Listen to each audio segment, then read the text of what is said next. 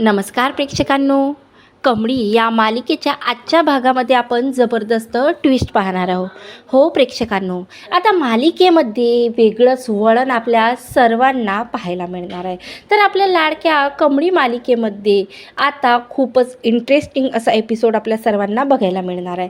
तर इकडे मात्र आता अनिकाचा जो खोटा चेहरा सर्वांसमोर अनिकाचा जो खोटा चेहरा आहे, जो कमळीसमोर, अन्नपूर्णा, नयनतारासमोर, ऋषीसमोर जो चांगुलपणाचा आळ आता ती अनिका खोटा मुखवटा चेहऱ्यावरती लावून फिरत आहे, तो आता खोटा मुखवटा तिचा बाहेर पडणार आहे. आता निगी आणि ऋषी असं काहीतरी करणार आहे की ज्यामुळे आता अनिकाचं खरं रूप कमळीपर्यंत आणि राजन, नयनतारा, अन्नपूर्णा आणि सर्वांसमोर येणार आहे. तर हो प्रेक्षकांनो, आता ही ढोंगी अनिकाचं पूर्ण पाखंड उघडीस पडणार आहे. तर असं काय घडणार आहे मालिकामध्ये की ज्यामुळे आता अनिकाचा खरा चेहरा कमळी ओळखणार आहे. तर इकडे मात्र आता अनिका लोटसला हाताशी घेऊन असा काही मोठा प्लॅन अनिकाच्या माइंडमध्ये चाललेला असतो की ज्यामुळे आता ती कमळीला पुन्हा तोंडावर पाडण्याचा प्रयत्न करतं, कमळीला टेन्शन देण्याचा प्रयत्न करतं. तर इकडे आता अनिका कामिनीला बोलते, ग्रॅनी, आता माझ्या मनामध्ये असा काही जबरदस्त आणि धमाकेदार प्लॅन चाललेला आहे ना, जो ऐकून तू सुद्धा चकित होणार आहे. तर आता ग्रॅनी बोलते की नेमकं काय चालू आहे अनिका, मला सांग तू काय चालू आहे. त्यावर अनिका बोलते, आता ही अनिका सांगणार नाही, बोलणार नाही, आता ही अनिका आहे ना करून दाखवणार. तर अनिका आता लगेच निघते, ते म्हणजे कॉलेजमध्ये. तर इकडे मात्र आता कॉलेजमध्ये अगोदरच कमळीने आणि अनिकाने जे काही जो त्यांचा डोनेशन बॉक्स असतो तो बॉक्स सेफ प्लेस ठिकाणी म्हणजे सेफ ठिकाणी ठेवण्याकरता आता प्रिन्सिपलचं ऑफिस त्यांनी निवडलेलं असतं. त्यामुळे आता प्रिन्सिपलने एक की जे काही चावी असते एक कमळीकडे दिलेली असते आणि एक स्वतःकडे ठेवलेलं असतं. म्हणून आता अनिकाला त्या चावीवरून एक जबरदस्त प्लॅन तिच्या लक्षात आलेला असते. म्हणून आता ती लगेच कॉलेजमध्ये जाते आणि कॉलेजमध्ये जाऊन लोटसची भेट घेते. तर लोटस एका रूममध्ये शांतपणे बसलेला असतो आणि त्याला खूप दुःख झालेलं असतं की कमळीने त्याचं प्रेम नाकारलेलं असतं आणि तो रडत असतो. तेवढ्यातच आता ही मास्टर माइंड अनिका आता तो जिथं बसलेला असतो ना तिथं जातो आणि बोलतो, लोटस काय झालं, अरे का रडतंय तू. त्यावर आता लोटस बोलतो की तुला तर माहिती आहे ना की कमळीने मला रिजेक्ट केलं. त्यावर आता अनिका बोलते, अरे एकदम अशी कोणतीही मुलगी कोणत्या मुलाला ॲक्सेप्ट करत नाही रे, तुला थोडंसं ना स्ट्रगल करावं लागणार. आता कमळीने सुद्धा मला तेच सांगितलं, बघ ना मी तर तिची सिस्टर आहे ना, मग आता बघ माझ्यापासून तिने काहीही लपवून ठेवलेलं नाही. हे बघ तिने मला सोबत बोलण्यासाठी पाठवलं. त्यावर आता लोटसचा वेगळाच चेहरा हसमुख चेहरा झालेला असतो आणि बोलतो, अनिका तू खरं बोलते काय. त्यावर आता मास्टर माइंड अनिका बोलते, हो मी खरं बोलते. हे बघ आता कमळीने मला सांगितलं की लोटसचं खरंच तिच्यावर प्रेम आहे का नाही, तिला तुझी एक एक्झाम म्हणजे परीक्षा घ्यायची आहे आणि त्या परीक्षेत जर तू उत्तीर्ण झाला तर ती नक्कीच तुला तुझं प्रेम ती ॲक्सेप्ट करणार. त्यावर आता लोटस म्हणते की मला काय करायचं आहे अनिका, सांग ना, मी वाटेल ते करायला तयार आहे. त्यावर आता लगेच इकडे अनिका बोलते, हे बघ कमळीने ही चाबी दिलेली आहे आणि आम्ही जो डोनेशन बॉक्स आहे ना तो प्रिन्सिपलच्या ऑफिसमध्ये ठेवलेला आहे. आता कमळीला बघावं लागणार की तुझ्यात खरंच खूप ती ताकद आहे का नाही जी तिला आवडते. त्यावर आता लोटस बोलते, काय करायचं आहे ही चावी घेऊ. त्यावर आता लगेच अनिका बोलते की तुला रात्रीला 8 वाजता प्रिन्सिपलच्या ऑफिसमधून तो डोनेशन बॉक्स कमळीपर्यंत पोचवावं लागणार. तेव्हाच तिला वाटणार की तुझं प्रेम तिच्यावरचं खरं आहे. त्यावर आता लोटस बोलतो की ठीक आहे, मी कमळीसाठी ना वाटेल ते करायला तयार आहे. तर आता इकडे अनिकाला वाटतं की आपला मास्टर माइंड प्लॅन म्हणजे जो काही प्लॅन आहे तो एकदम काम करणार. तर हे काही दोघांचं बोलणं लपून ऐकलेलं असतं, ते म्हणजे शंभूनं.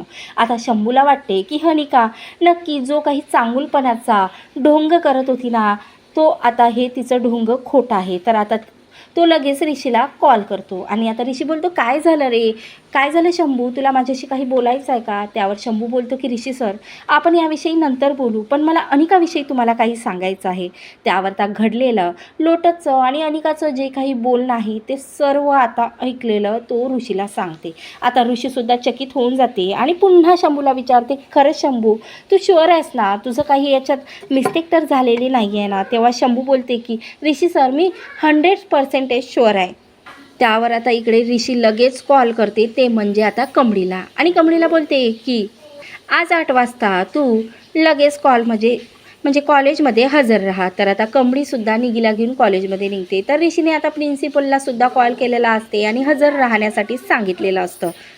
तर आता हे प्रिन्सिपलसुद्धा तिथं हजर राहण्यासाठी निघालेले असतात. तर इकडे अनिकाला माहिती नसतं की तिने जो काही मास्टर माइंड प्लॅन केलेला आहे, ज्याच्यावरती ती एवढा आनंद आता सेलिब्रेट करत आहे, तर आता तिकडे तिचा प्लॅन पूर्ण फ्लॉप जात आहे. तर लगेच आता सांगितल्याप्रमाणे ऋषीसुद्धा 8 वाजता प्रिन्सिपलच्या ऑफिसच्या बाहेर उभा राहते आणि आता खरंच शंभूने सांगितल्याप्रमाणे लोटस आता जाणार आहे का? तर आता लोटस खरंच अनिकाने सांगितल्याप्रमाणे राईट 8 वाजता आता प्रिन्सिपलच्या ऑफिसमध्ये जाण्यासाठी निघते.